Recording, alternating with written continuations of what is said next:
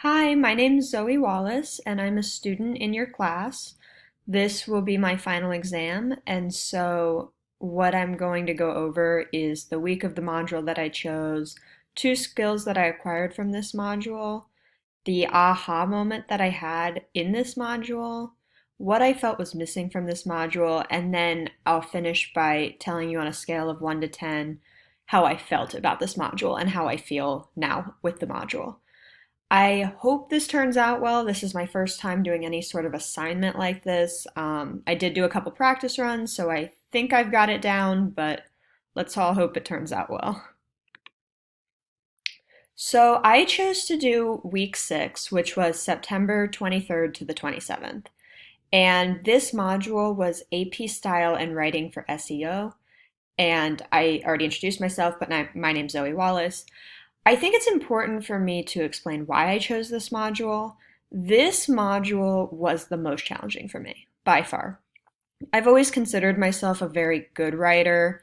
However, when it came down to like sitting down and writing this AP style article, I truthfully was very overwhelmed and I had no idea what I was doing.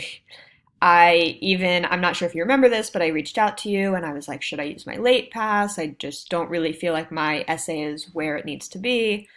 And I ended up turning in a draft, which I sat down with Whitney afterwards, and she told me that I wrote a very good APA style article. So after sitting down, we were able to better discuss the differences between APA and AP and where I was struggling, and we were able to get my article more towards that AP style of where it needed to be. So I chose this module because I think I got the most out of it. I always considered myself fairly good at writing and fairly good at grammar.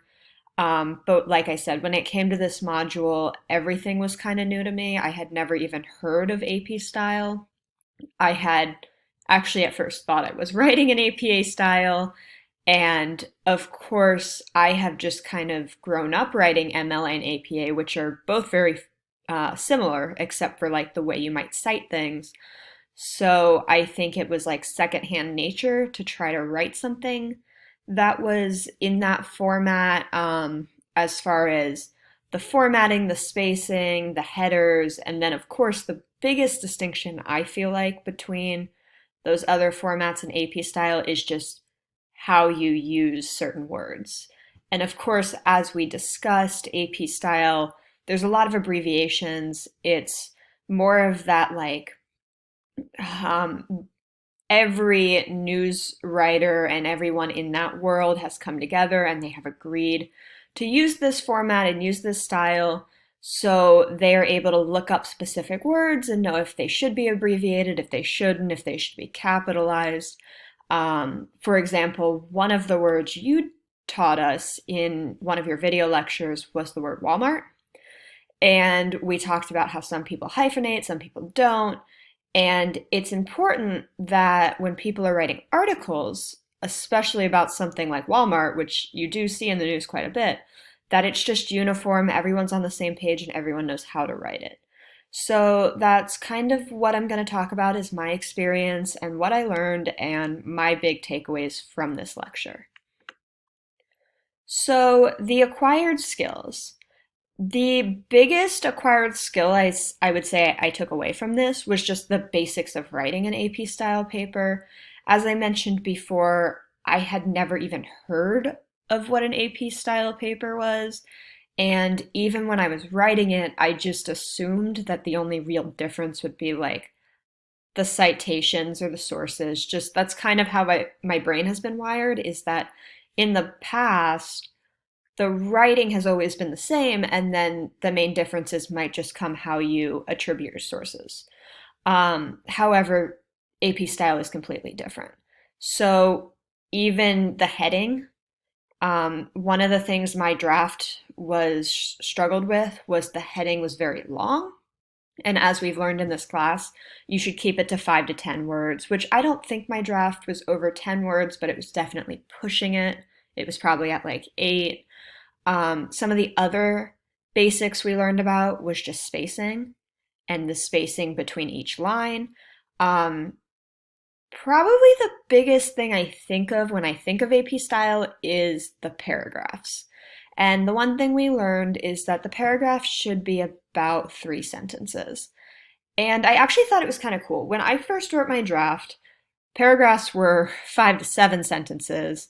Again, I wrote more of an APA style paper, um, which that's a typical paragraph for that type of paper. Um, However, when it came down to writing the 3 sentence paragraphs, I really kind of struggled with this because that's just so short. And I really struggled with being concise and how do I get my point across without having so many sentences trying to get to my point. However, I do think that this allowed me to grow as a writer. It is important to be concise. You don't necessarily need extra words. You don't necessarily need to keep trying to say the same thing. If you can get the right words down, then you can just get to your point and you keep it short. However, what I thought was really cool about the 3 sentences was that I love to read. I read everything. I read books, I read news articles. I love to read. Anytime something pops up on my Facebook or my social media, I click on it and I read it. And I've always noticed that when people write news stories, they are very short. And to be honest, I never really liked it. I always just, I don't know. I guess I'm not used to it. I always just didn't like the super short sentences. However, I always think it's cool when what we're learning in class we can see in everyday life and we can see how we will use in everyday life. And so it was really cool to be able to make that connection of like, hey, I've seen this before and I see why it's really important that we're learning this now because if you go into a field like this, if you need to know AP style, if you're going to go into writing or publications, then it's important to know because this is how everyone else is writing and this is what is expected so that everyone can be uniform in their writing. Some of the other basics of writing an APA style, AP, sorry, not APA, AP style paper is the words. So I'll get into this a little later, but just when you abbreviate certain words like governor and senator and how you abbreviate them. The other one was states. There's a lot of ways to abbreviate states, and I haven't really ever thought about it. However, like Florida, for example, it can be Florida, it can be FLA, it can be FL. So it's important that we're checking things like this to make sure we're using the uniform word that AP style suggests that you use. I think I already discussed what is AP, but AP is pretty much the style that writers use for news publications, and they use it so that it's uniform, so that everyone is on the same page and everyone's abbreviating the same things, and it just makes for a much more uniform style. As far as the differences between AP, MLA, and AP, I would say the biggest difference really that I've noticed is the way you attribute sources. However, I would just say that so much more goes into AP style.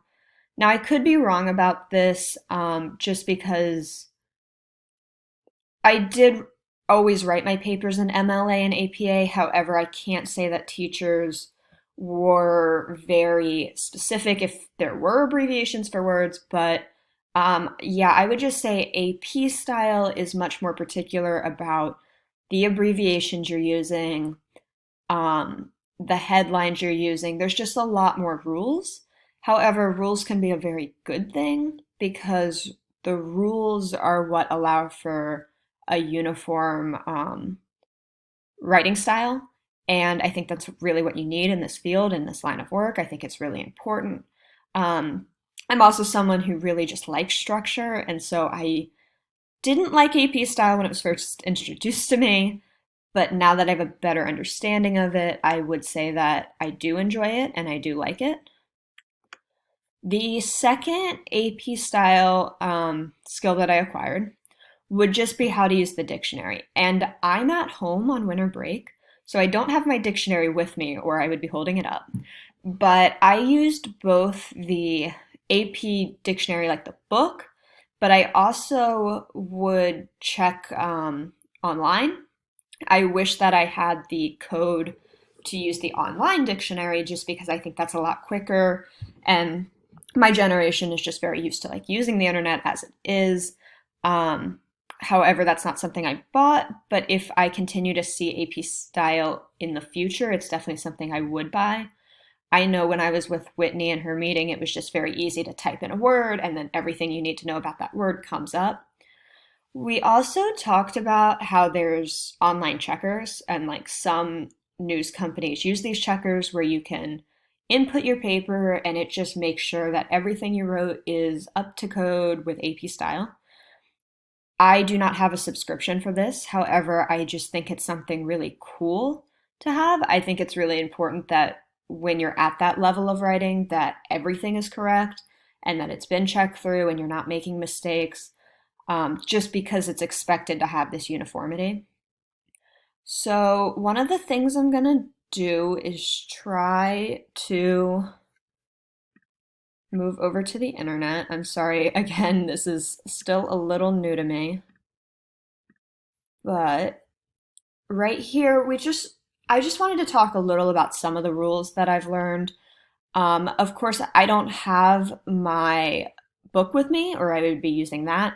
However, this is Purdue OWL, which has always been a really good source for me with all of my writing. So APA, MLA, and now AP. It's just very easy to consult. So, like, here you have abbreviations and acronyms. So, as we talked about, with words like doctor, governor, lieutenant, it's just important to know when you should use these titles and how they should be abbreviated so that they're used properly.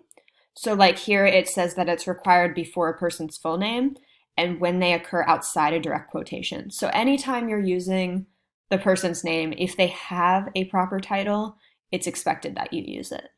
As you go down, you can see other things like addresses. Ages were a very important one. I feel like you see ages a lot. So it's important to know to use figures and not to be spelling out the words. Let's see, what else did I use a lot? Names. I use names a lot, and so it was important to know like when to use courtesy titles and like most of the time you don't. So it was important to know that like to only put the courtesy title in the direct quote, but not to continuously refer to the person as Mr. or Miss. A lot of our papers that we wrote for this class did involve referring to people that we either interviewed or we met with or we had quotes from, so it was important that we were using this in the proper way. So I am just going to change back to the PowerPoint and I'm going to talk about my aha moment. So my aha moment was definitely when I met with Whitney. I'm sorry, I'm just going to plug in my laptop. My aha moment was when I met with Whitney. And I came to her just totally confused about what I was doing. And she sat down with me and she confirmed exactly what I thought, that I wrote a very good APA style paper. So Whitney was able to walk me through my draft though, and just like line by line explain what AP style was and what I was doing wrong. And I think I just needed that like one-on-one and that really just firm example, which was my draft, to sit there and say like, okay, this is what is expected of an AP style paper. So one of the things I wanted to do was pull up my draft and kind of walk through that just because I think it does show a very good example of my progress throughout this module and like how much I grew from my draft to my final and how much more I learned about AP style. So this was my first draft. And the first thing is the headline.